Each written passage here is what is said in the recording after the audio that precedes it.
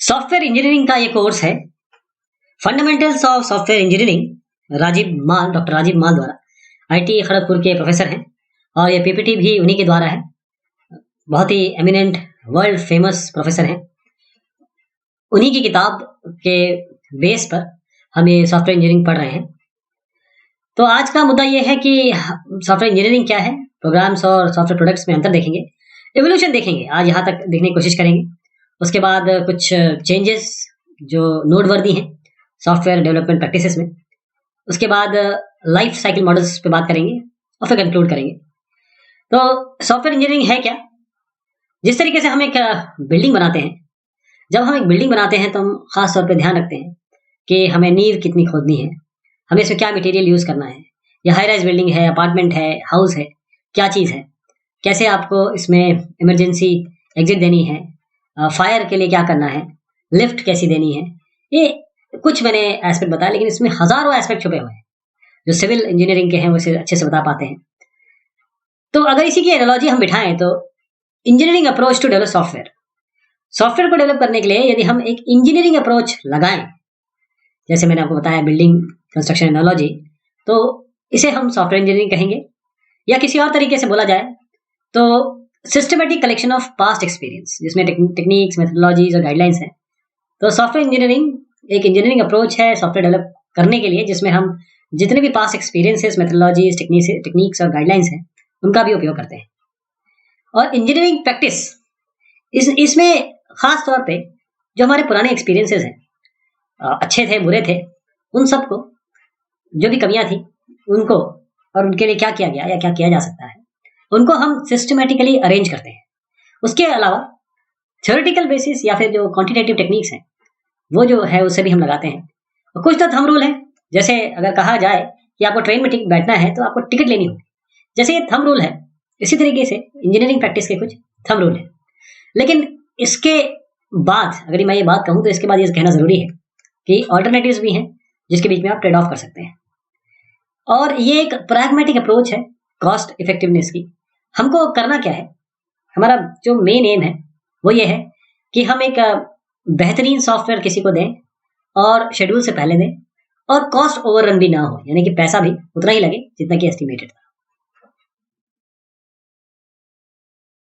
इसी बात को अगर प्रूव करने के लिए मैं ये एक डायग्राम दिखाऊं आपको कि किस तरीके से टेक्नोलॉजी और आर्ट, पहले टेक्नोलॉजी और टाइम के साथ जो सॉफ्टवेयर डेवलपमेंट था वो एक आर्ट था।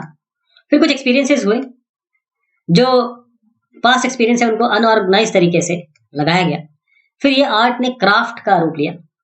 यहाँ प्लेट्यू देख रहे हैं आप, ये क्राफ्ट है। उसके बाद हमने सिस्टमैटिक अप्रोच लगाई, जितने भी पास्ट एक्सपीरियंस थे जो अनऑर्गेनाइज थे उनको ऑर्गेनाइज किया, और जो पास्ट एक्सपीरियंस के साथ हमने साइंटिफिक और जो चीजें निकल के आई जिसके बारे में हम बात करने वाले, जो भी मैं बोल रहा हूँ वो आगे हम बहुत ही डिटेल में देखने वाले हैं। तो जो साइंटिफिक बेसिस है इसके साथ जोड़ के हमने इसे एक सॉफ्टवेयर बनाने को इंजीनियरिंग की संज्ञा दी। फिर बात आती है कि हम सॉफ्टवेयर इंजीनियरिंग क्यों पढ़ें। हर एक सॉफ्टवेयर से रिलेटेड आदमी को सॉफ्टवेयर इंजीनियरिंग क्यों आनी चाहिए, क्यों उसको पता होना चाहिए इसके बारे में। सबसे पहले तो आप अगर बड़ा प्रोग्राम बनाना चाहते हैं, लार्ज प्रोग्राम, जो हम अभी डिफरेंस देखेंगे सॉफ्टवेयर प्रोडक्ट में, तो अगर आपको ऐसी स्किल एक्वायर करनी है जिससे आप बड़े प्रोग्राम बना सकते हैं, उसके लिए आपको सॉफ्टवेयर इंजीनियरिंग पढ़नी पड़ेगी। क्योंकि जो कॉम्प्लेक्सिटी है, जैसे प्रोग्राम बड़ा होता है, मैं देखिए इसमें लार्ज को अंडरलाइन कर रहा हूँ, जैसे प्रोग्राम बढ़ता है या सॉफ्टवेयर बढ़ता है तो कॉम्प्लेक्स होता है वो। उसके बाद जो साइज होता है वो जितना बढ़ेगा उतनी डिफिकल्टी लेवल आपकी बढ़ेगी। तो जो एडहॉक अप्रोच है अगर वो आप लगाते हैं तो एक बड़ी अच्छी लाइन है इसमें माल साहब ने दी है, 1000 experience is worth a whole wilderness of warning. तो एक छोटी सी कमी, छोटी सी गलती भी बहुत बड़ा रूप ले सकती है। इसके बहुत बड़े बड़े एग्जाम्पल्स हैं। एक सी के छोटे से एक वेरिएबल की गलती से पूरा का पूरा रॉकेट अमेरिका का, इतने $1 मिलियन लगे थे, वो सब नेस्तो नाबूद हो गया। इसके अलावा एक और बात आती है कि आपकी जो प्रोग्रामिंग प्रॉब्लम्स हैं उनको कैसे आप सॉल्व करेंगे। उसके लिए आप कोशिश ये करेंगे कि अपने प्रोजेक्ट को छोटे छोटे भाग में डिवाइड करें, और उसके बाद इतने पार्ट बना दें जिनको हम मैनेज कर सकें। अब हर जगह आपको जो ये कैटेगरी आपने बनाई है वहां पर आपको टेक्निक सीखनी पड़ेगी कि हम स्पेसिफिकेशन कैसे लिखें, डिजाइन कैसे लिखें, इंटरफेस का डेवलपमेंट कैसे हो, टेस्टिंग कैसे हो, और फाइनली प्रोजेक्ट मैनेजमेंट कैसा हो। इसके बाद जो बात आती है वो आपको प्रोडक्टिविटी और क्वालिटी। यानी आप एक अच्छी प्रोडक्टिविटी दें, जो सॉफ्टवेयर बनाए, जो प्रोडक्ट बनाए, वो उस लेवल का बना दें और क्वालिटी भी हो उसमें। ऐसा नहीं कि आपने बहुत बड़ा प्रोग्राम दे दिया, बहुत सारी फंक्शनलिटी डाल दी, लेकिन उसमें क्वालिटी नहीं। तो क्वालिटी के बारे में भी पूरा एक चैप्टर ही है, उसको भी डिस्कस करेंगे। तो ये सब जो बातें आई वो क्यों आई? वो इसलिए आई क्योंकि सॉफ्टवेयर क्राइसिस आ गया। क्राइसिस एक बड़ा भारी शब्द है इस सॉफ्टवेयर से रिलेटेड। वो इसलिए क्योंकि ये सारी चीजें इसमें आ रही थी। एक तो आप यूजर की रिक्वायरमेंट पूरी नहीं कर पा रहे, आपका सॉफ्टवेयर बार बार क्रैश कर रहा है, एक्सपेंसिव है, उसको ऑल्टर या डिबग या एनहेंस करना है तो बड़ी मुसीबत है, फिर लेट दे रहे हैं आप, और जो रिसोर्सेस हैं उनका जो यूज है वो बहुत ऑप्टिमल नहीं है। यानी कि इसको नॉन ऑप्टिमल कहते हैं, रिसोर्सेज जो यूज कर रहा है सॉफ्टवेयर। तो ये सारी चीजें मिलके क्राइसिस का रूप ले लिया कि देखिए अभी जो देश है उसमें पैसों की कमी हो गई, तो एक क्राइसिस हो गई, घर में अनाज खत्म हो गया, क्राइसिस हो गई। तो वही क्राइसिस सॉफ्टवेयर में भी आ गई। तो देखिएगा कि हार्डवेयर सॉफ्टवेयर कॉस्ट कैसे बढ़े और किस तरीके से आपका कॉस्ट ऑफ हार्डवेयर और सॉफ्टवेयर जो है वो किस तरीके से आगे बढ़ा। तो पहले 1960 के करीब यहाँ हुआ करता था, आज ये यहाँ इस लेवल पे आ गया है। तो सॉफ्टवेयर क्राइसिस में जो चीज कंट्रीब्यूट कर रही है, जैसे मैंने आपको बताया, प्रॉब्लम्स, ट्रेनिंग नहीं है, स्किल की शॉर्टेज है और इंप्रूवमेंट्स इसकी कमी है। तो ये हमने जो सॉफ्टवेयर क्राइसिस देखा, उसके आगे हम देखेंगे कैसे चीजें आगे बढ़ी।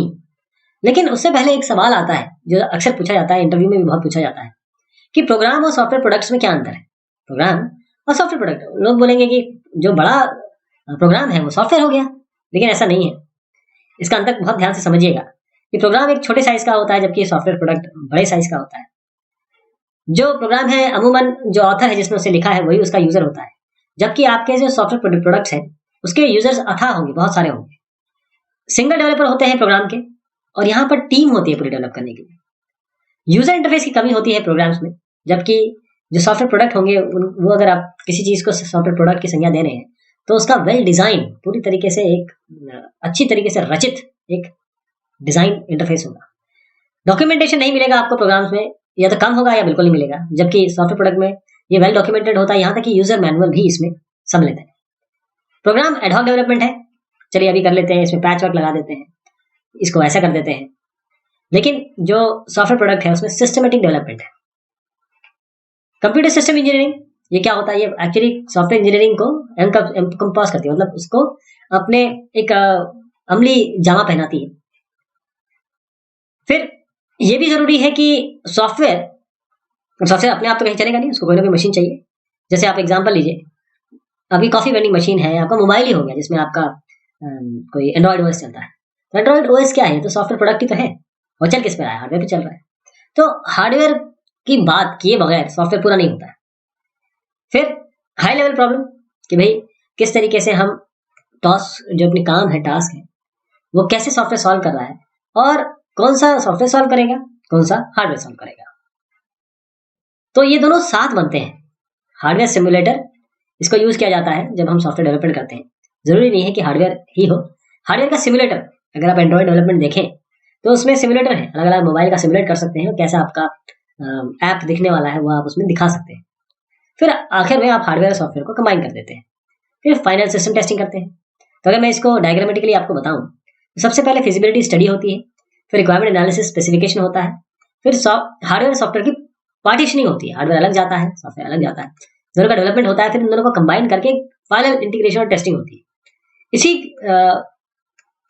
स्टेप्स को एमालगमेशन, अगर इन सब स्टेप्स को जोड़ लिया जाए तो उसे ही हम प्रोजेक्ट मैनेजमेंट की संज्ञा देंगे। अब मैं आपको बताना चाहूंगा कि किस तरीके से पहले अर्लियर टाइम 1950s की बात कर रहा हूँ, उससे आज तक क्या क्या चीजें चेंज हुई और क्या क्या डेवलपमेंट हुए, क्या क्या चीजें लैंडमार्क की तरफ आई।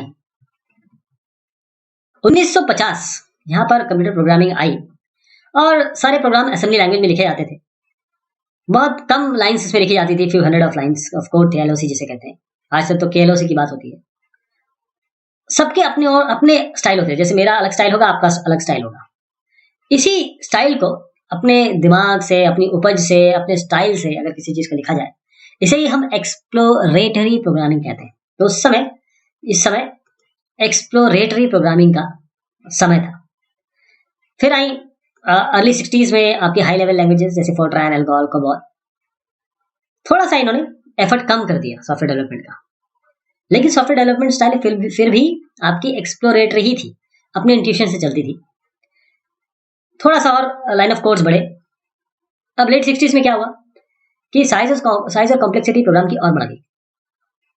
तो एक्सप्लोरेटरी प्रोग्रामिंग स्टाइल अब ये नहीं काम किया कि मैंने कुछ कर लिया आपने कुछ कर लिया, नहीं, ये प्रॉब्लम क्रिएट करने लगा। तो कॉस्ट इफेक्टिव या करेक्ट प्रोग्राम लिखना प्रोग्रामर्स के लिए थोड़ा सा कठिन होने लगा। फिर प्रोग्रामर्स ने ये जाना कि दूसरे का प्रोग्राम समझना मेरे लिए बड़ा कठिन हो रहा है, साथ में इसको मेंटेन करना। अगर मैं कोई कंपनी है, एक आदमी छोड़ के चला गया, दूसरा से मेंटेन कर रहा है, बड़ा मुश्किल हो रहा था इसके लिए। इन सब को कवर अप करने के लिए, कोप अप करने के लिए, तो जो प्रोग्रामर्स में कुछ नए प्रोग्रामर होंगे, कोई एक्सपीरियंस होंगे सालों से जो कर रहे होंगे, उन्होंने कहा पे particular attention to the design of the programs control structure. Program की कंट्रोल स्ट्रक्चर पे ध्यान दिया जाए। तो प्रोग्राम कंट्रोल स्ट्रक्चर क्या होता है? ये वो सीक्वेंस होते हैं जिस हिसाब से, जिस सीक्वेंस में step by step, instruction by instruction program execute होगा। इसके लिए फ्लो चार्टिंग टेक्निक आ गई। अब स्टेप बाय स्टेप करना है तो कोई ना कोई तरीका होना चाहिए, तो फ्लो चार्टिंग टेक्निक आई, फ्लो चार्ट बनने लगे। फ्लो चार्ट ने क्या किया कि आप आराम से रिप्रेजेंट कर सकते हैं, प्रोग्राम कंट्रोल स्ट्रक्चर को डिफाइन कर सकते हैं यहाँ पर। तो आप दिमागी तौर पे, मतलब मेंटली उसको सिमुलेट कर सकते हैं प्रोग्राम के एग्जीक्यूशन को, कि क्या किसके बाद क्या होने वाला है, कहाँ से लूप चलेगा, कहाँ पर खत्म होगा, क्या डिसीजन मेकिंग होगी, ये सारी चीजें आप यहाँ पर बता सकते हैं। फिर उसके बाद अगर आपका फ्लो चार्ट यही खराब है तो आप ना तो समझ पाएंगे ना डिबग कर पाएंगे प्रोग्राम को। ये पता चला कि बड़े रिसर्च के बाद, गहन इस पे अध्ययन के बाद, कि जो गो टू स्टेटमेंट है ये सब कुछ गड़बड़ कर रहा है। ये कंट्रोल स्ट्रक्चर है आपके प्रोग्राम का, ये कंट्रोल स्ट्रक्चर को मेसी बना देता है। क्योंकि ये गो टू क्या करता है, कहीं से कहीं आपको ले जाता है, यहां से एकदम प्रोग्राम को यहां ले जाएगा, यहां से यहां ले आएगा। तो अब इसका क्या करेंगे, किसी तरीके से गो टू स्टेटमेंट को रोका जाए। लेकिन प्रोग्रामर तो, जो एक्सपीरियंस प्रोग्रामर जिनकी मैं बात कर रहा हूँ, वो 50s या 60s के स्टार्टिंग में वो असेंबली लैंग्वेज यूज किया करते थे, जिसमें जंप इंस्ट्रक्शन बहुत यूज होता है, जिसके लिए ब्रांचिंग की जाती है। असेंबली लैंग्वेज जो जानते होंगे वो समझ रहे होंगे कि जंप इंस्ट्रक्शन क्या करता है। तो उन्होंने ये कहा कि अगर ये गो टू अगर आपने हटा दिया तो हम कैसे करेंगे, इस प्रोग्राम को कैसे बनाएंगे, वो इनएविटेबल। उन्होंने कहा कि इसको हटाना तो पॉसिबल ही नहीं है। फिर आए डिक्स्ट्रा साहब। इन्होंने डिक्स्ट्रा साहब ने बहुत बढ़िया खोजें की हैं, बड़े अच्छे एल्गोरिथम्स बनाए हैं। इन्होंने एक आर्टिकल पब्लिश किया, उसमें कहा कि जो गो टू स्टेटमेंट है ये हार्मफुल है, कंसिडर्ड हार्मफुल। प्रोग्रामर्स अनहैप्पी हो गए। उन्होंने कहा ये क्या बात हुई भाई, बगैर इसके तो हम काम ही नहीं कर सकते गो टू के, और डिक्स्ट्रा साहब कह रहे हैं कि हार्मफुल है। इन्होंने क्या किया कि और काउंटर आर्टिकल छाप दिए एडवांटेजेस को लेके, इसको इनएविटेबिलिटी, यानी कि इसके बगैर काम करना संभव नहीं है, उसके लिए इन्होंने लिखा। बट उनका कुछ काम चला नहीं, उनकी बातों को इतनी मान्यता मिली नहीं। ये चीज कंक्लूड की गई कि तीन प्रोग्रामिंग कंस्ट्रक्ट सफिशिएंट है किसी भी प्रोग्रामिंग लॉजिक को लिखने के लिए। एक आपका सीक्वेंस, एक सिलेक्शन इफ एल्स जैसे हो रहा है, और एक आइट्रेशन भी बोलते हैं कई लोग इसको, वाइल है, फॉर है, डू वाइल है। इन सबको लेके आप पूरा प्रोग्राम लिख सकते हैं। सबने एक्सेप्ट कर लिया कि चलिए आप गो टू हटा दिया जाए, इनसे प्रोग्राम बन जाएगा इन तीनों से। तब आया, ये सब जब एग्रीड हो गया, तब आया स्ट्रक्चर्ड प्रोग्रामिंग मेथोडोलॉजी। अब प्रोग्राम स्ट्रक्चर कब कहा जाएगा?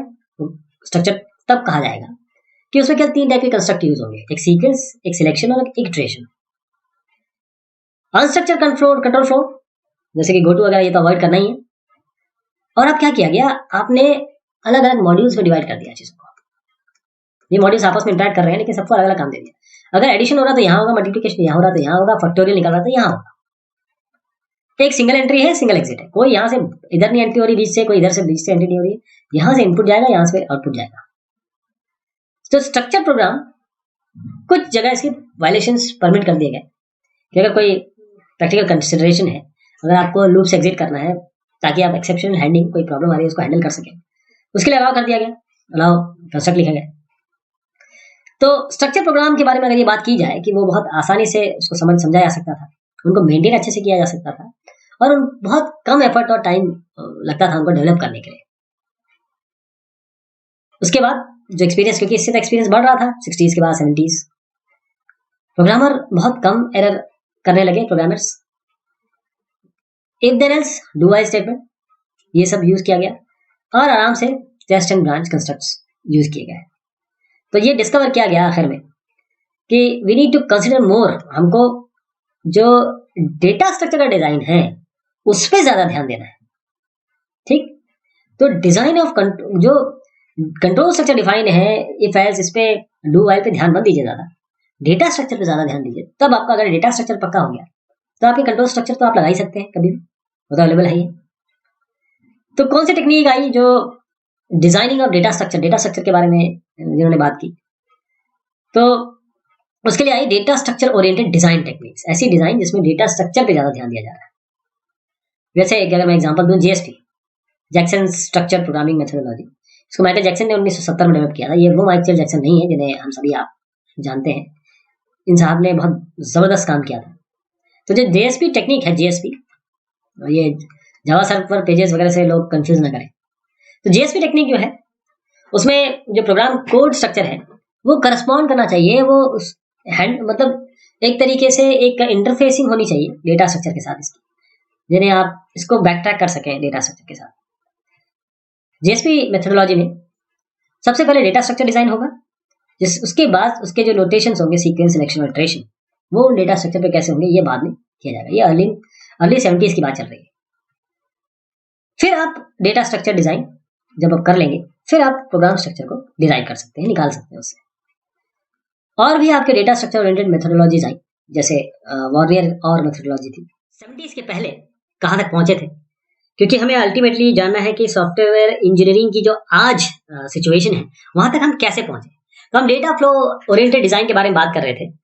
डेटा फ्लो ओरिएंटेड टेक्निक ये कहते हैं कि सबसे पहले आपको डेटा जो इनपुट आइटम्स हैं, डेटा आइटम, उनको आइडेंटिफाई करना है, साथ में जो ये आउटपुट देने वाले हैं उनका भी पता लगाना है। डेटा फ्लो टेक्निक इस तरीके से समझिए कि आपके प्रोसेसिंग स्टेशन है जिन्हें हम फंक्शन, प्रोसीजर कहते हैं, और उसके बाद उनके बीच में क्या आवागमन हो रहा है। अगर मैं इस तरीके से बताऊं कि आपके फंक्शंस हैं दो और इनके बीच में किस तरीके से डेटा का आदान प्रदान चल रहा है, डेटा फ्लो टेक्निक इस पे बहुत ज्यादा ध्यान देती है। दूसरा कि एक जेनेरिक टेक्निक है। जेनेरिक का शाब्दिक अर्थ क्या हुआ कि ये किसी भी सिचुएशन में लागू हो सकती है, केवल ये सॉफ्टवेयर के लिए नहीं है, ये किसी भी वर्किंग सिस्टम के लिए आप डेटा फ्लो टेक्निक लगा सकते हैं। एडवांटेज इसका सबसे इंपॉर्टेंट ये है कि ये बहुत ही सिंपल है। अब एक एग्जांपल मैं आपको दिखाता हूं। ये एक कार असेंबली का यूनिट है। यहां पर आप, इससे पहले क्या हो रहा है इसको ध्यान में दीजिए। बस ये समझ लीजिए कि आपका इंजन स्टोर है, चेसी है, दोनों आपने इसमें मिला दिया, यानी कि चेसी विद इंजन आपका बन गया, यहाँ पर चला गया, कार के इंजन की बात हो रही है।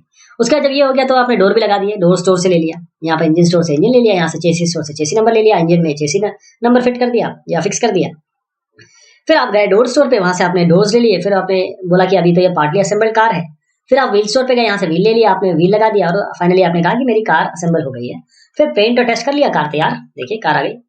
अब ये जो डेटा फ्लो मॉडल है कितना आसान है, समझना आसान है, इसको किसी भी जगह फिट कर सकते हैं आप। फिर आया 80s में ऑब्जेक्ट ओरिएंटेड डिजाइन, ये रेवोल्यूशनरी एक डिजाइन आया और इस टेक्निक में कहा कि जो रियल लाइफ ऑब्जेक्ट्स हैं, नेचुरल ऑब्जेक्ट्स हैं, उनके तहत सोचा जाए। जैसे एम्प्लॉइज हो गया, पेरोल रजिस्टर हो गया, जो भी रियल लाइफ चीजें हैं उनको और उनके बिहेवियर को यहाँ पर एस्टैब्लिश करने की कोशिश की गई।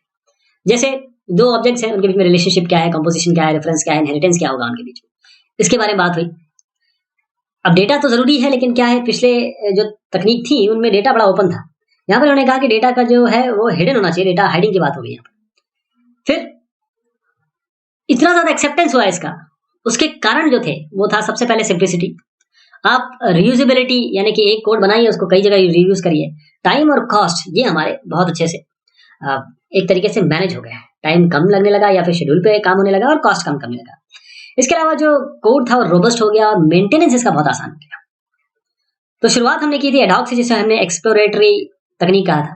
फिर कंट्रोल फ्लो बेस्ड, उसके बाद आया डेटा स्ट्रक्चर बेस्ड, फिर डेटा फ्लो बेस्ड और फाइनली हम आ गए ऑब्जेक्ट ओरिएंटेड पे। इसके अलावा भी बहुत सारी चीजें आई, यानी कि ऐसा नहीं कि सॉफ्टवेयर इंजीनियरिंग की ये टेक्निक डेवलप हो रही थी, साथ में जैसे सॉफ्टवेयर रिक्वायरमेंट स्पेसिफिकेशन है उसके बारे में भी बात हो रही थी। तो कई चीजें एक साथ चल रही थी और जब ये सब चीजें चल रही थी तो ये सारी टेक्निक ने भी काफी मदद की आज जो सॉफ्टवेयर इंजीनियरिंग है उसके लेवल को पहुंचाने में। तो क्या चीजें साथ में चल रही थी, लाइफ साइकिल मॉडल्स बन रहे थे, प्रपोज हो रहे थे, स्पेसिफिकेशन टेक्निक्स आ गई, प्रोजेक्ट को मैनेज करने की टेक्निक्स आ गई, टेस्टिंग कैसे करना है, डिबगिंग कैसे करना है। अब क्वालिटी के पे ध्यान दिया गया तो क्वालिटी एश्योरेंस टेक्निक आ गई। मेजरमेंट किसने कहा कि मेजरमेंट करना है तो उस पर लोगों का ध्यान दिया है तो मेजरमेंट हो गया। फिर कंप्यूटर एडेड या computer assisted software engineering tools आ गए जिनको हम आज काफी उपयोग करते हैं। तो मैं आपको ये जरूर बताना चाहूंगा कि अंतर क्या है। जो एक्सप्लोरेटरी स्टाइल था कि मेरे मन में जो आया वो मैंने किया, उसमें और जो मॉडर्न सॉफ्टवेयर डेवलपमेंट प्रैक्टिसेस है इसमें जो लेट डाउन प्रोसीजर वैसे ही करना है आपको। तो इसमें अंतर क्या था? पहले तो ये है कि जो आज की तकनीकें हैं वो लाइफ साइकिल मॉडल्स यूज करती हैं। सब कुछ वेल प्लान्ड होता है, वेल डिफाइंड होता है, स्टेजेस में होता है। जैसे हर एक स्टेज डिफाइंड है, रिक्वायरमेंट स्पेसिफिकेशन डिफाइंड है, डिजाइन आपका डिफाइंड है, कोडिंग टेस्टिंग ये सारी चीजें डिफाइंड है। और जो एम्फोसिस है वो कहाँ शिफ्ट हुई? एरर करेक्शन से एरर प्रिवेंशन, यानी कि आप रिएक्टिव से प्रोएक्टिव हो गए। दूसरा एरर, एरर कहाँ पता किया? एरर वहां जहां पे होने वाला है, जहां उसके पॉइंट ऑफ इंट्रोडक्शन है, वहां तक बात हो गई कि अब यहीं पे हमें काम करना है। एक्सप्लोरेटरी स्टाइल में एरर्स जो है वो केवल टेस्टिंग में पता किए जाते थे या वहीं पे पता निकल के आते थे।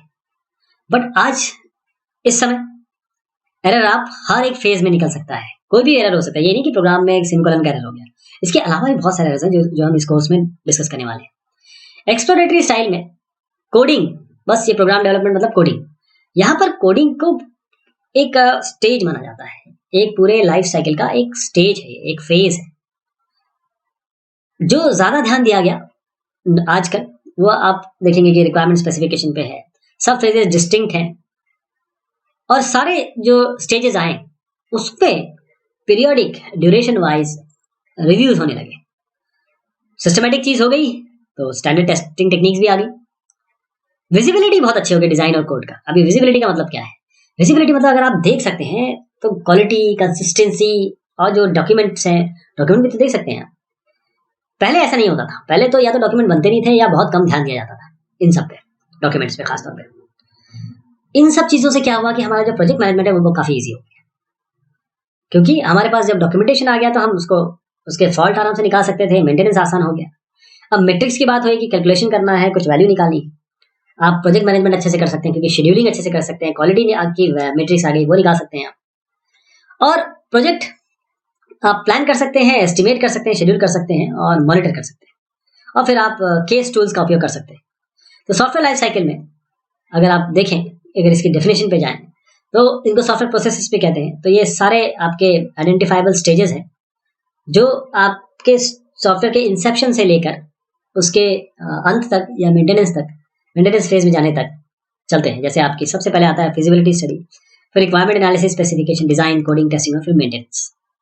तो सॉफ्टवेयर लाइफ साइकिल मॉडल एक ऐसा डिस्क्रिप्टिव या डायग्रामेटिक मॉडल है सॉफ्टवेयर लाइफ साइकिल का, जो आपको सारी एक्टिविटीज बताता है आपके प्रोडक्ट डेवलपमेंट में। प्रेसिडेंस बताता है कि सबसे पहले कौन सी एक्टिविटी आएगी, उसके बाद दूसरी एक्टिविटी कौन सी आएगी, और पूरी लाइफ साइकिल को अलग अलग फेजेस में डिवाइड कर देता है जो कि बहुत डिस्टिंक्ट होंगे।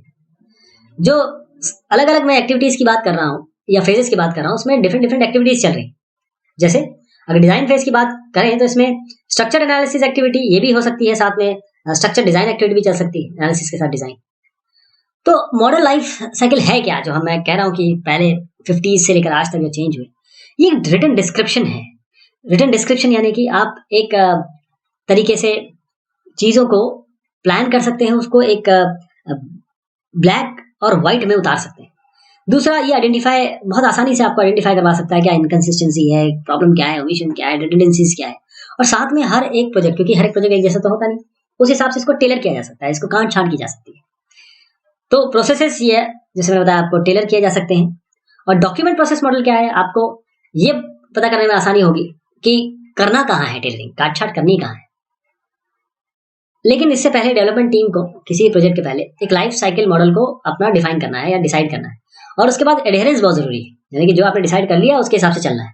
तो एडहेरेंस से क्या होगा, उसके साथ स्टिक रहने में क्या फायदा होगा कि जो सॉफ्टवेयर डेवलपमेंट है वो सिस्टमेटिक और डिसिप्लिन मैनर में चल पाएगा। और जब आप उस समय की बात करें जब एक प्रोग्रामर ही उसको किया करता था तो वो अपने स्टेप डिसाइड कर सकता था, लेकिन जब आप डेवलपमेंट इन टीम करेंगे तो आपको प्रिसाइज अंडरस्टैंडिंग या सोच होनी चाहिए, समझ होनी चाहिए सारे मेंबर्स को कि कब क्या चीज कहाँ करनी है, कैसे करनी है।